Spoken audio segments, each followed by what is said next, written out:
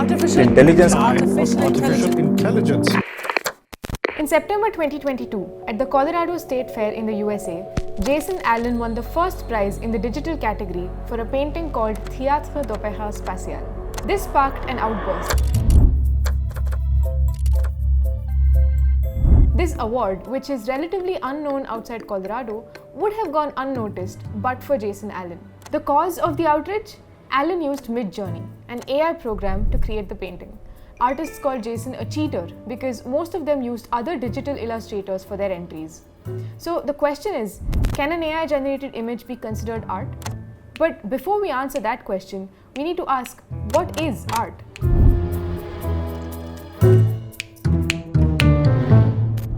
A simple Google search would give you this definition: the expression or application of human creative skill and imagination. Right there, in the first line, human creative skill and imagination. But humans built AI, and AI models learn from art that is created by humans. So, do AI-generated images qualify as art? In order to get a perspective on the matter, I decided to speak to Ravikumar Kashi, a Bengaluru-based visual artist with over 20 years experience in the fields of painting, sculpting and photography. Till the time when AI can go, bonkers and start creating on its own, it is still, there is a human agency that is involved. There are two parts, right? You have a human mind, human imagination and all that. Then you have a tool which will make it happen. So here, the instead of the conventional tools, you're using an AI tool. Of course, that is bringing in its own intelligence, if you want to call it, in a very limited way. But still, it's a tool. So I would accept it. So art that is generated by artificial intelligence is art in its own right. It cannot be compared to traditional art forms as we know them today, or art that is created by humans. We cannot apply the same principles that we use to judge a work of art that is created by humans to AI-generated art.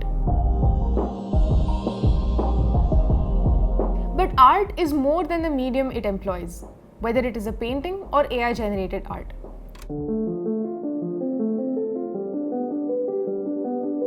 I do feel that there are certain things that need to happen to make something a work of art, and I think a large part of that is to sort of, in some ways, push boundaries of what has existed till now. Pushing boundaries to make people have an experience, an encounter that they probably haven't had earlier. So that makes them sort of think and reflect on the artwork and what it's trying to communicate.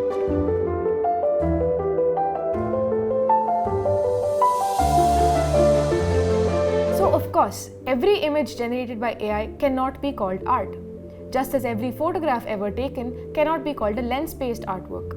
Like, I think it's sort of more of these social sharing channels which have started calling everything that is made with a prompt to image based generation system like #AI art, which I think is a bit problematic because it then loses the nuance of what a work of art means.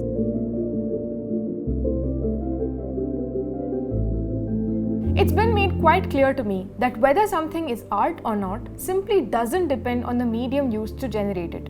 So why did Jason Allen's Colorado State Fair prize cause such an outburst? Because there's a key difference. Learning an art form is an emotional experience. It takes years of passionate hard work for an artist to develop their skill. AI is a machine. It doesn't possess the ability for great passion or emotion. Moreover, it produces images within seconds, while a human would take years to develop skill and refine it and produce something they find acceptable. What generative AI has done is it has made visual expression easily accessible. In the previous video, I showed you what I drew based on a text prompt versus what a few minutes on an AI tool could do. This process, which continues to amaze all of us, also produces fear. One worldwide concern is that AI could soon replace all of us by taking our jobs. The other is that the cornerstone of human expression, art, literature, could soon be taken over by AI as well. Art is sort of that deeper engagement with a certain subject that really lets you create a work of art. I think that is still very much relevant. That aside, there are still a couple of very real concerns that the emergence of AI image generation raises. In the last video, we spoke about data sets. A data set contains millions of images that AI models refer to and learn. The problem is that a lot of AI models learn from images that might be sourced from the internet, or they could learn from famous pieces of art. AI tools do not discriminate when reproducing an image when you or I give it a prompt. So potentially, I could ask an AI model to generate an image that's in the style of Van Gogh, but Van Gogh spent several years developing his style, and now I can produce it simply by using his name in my prompt. Or even more worryingly, I could ask for an image with Starry Night as the prompt, and the result could very well end up with parts from the Dutchman's famous art. There are many tools which can make your image look like Van Gogh's image. He used to paint in a certain very staccato kind of color application. So they're bringing that surfacial level of treatment, right? So it cannot really replicate what the kind of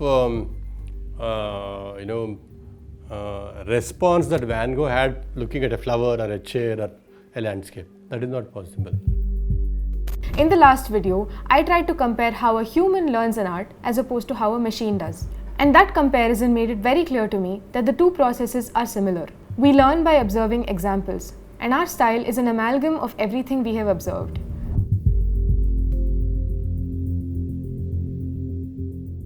I'm doing certain kind of work because I'm living in this moment. Because I've seen what has happened before me. I may not copy them, but I have kind of digested the earlier artists. I respond in a sense. Of course, I transform, I change and all that. But still, it is I'm sitting on their shoulder to look at the world in a different way. So if I cannot be accused of creating an artwork that is inspired by everything I have seen and digested over the years, how can an AI tool be accused of this? Human artists have data sets too. They're just not as defined. Regardless, contemporary artists are affected by the potency of AI art to create something they could potentially lose money to. Copyright laws are still to catch up with AI. To the artists, I would say that if it's possible, just avoid using names, especially of your contemporary peers, because they haven't really given consent to being used in the training of AI algorithm. Let's say the tech platforms were actually putting these systems out. I think one way for them to look at this is to avoid, like, as much as possible, using artworks of artists, especially artists who are currently continuing to practice. The other problem with AI datasets is that they contain biases. That if I were to search for a soft, kind human being, the images are of women. Or if I were to search for a photo of a married couple on their wedding day, they're all heterosexual white couples. So can we use this in some ways as an opportunity to also, more meaningfully and more consciously create ecosystems that allow for creation of data sets and trained AI algorithms that have more representation of different populations, different beliefs, etc.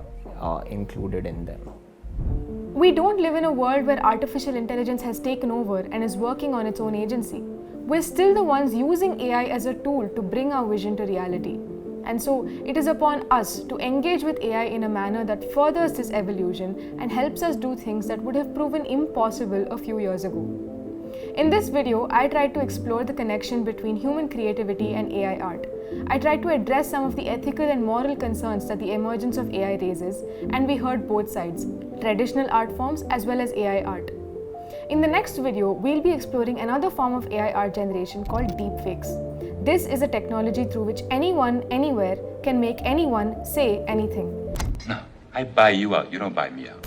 And it has the potential to be incredibly dangerous. Subscribe to make sure you don't miss it.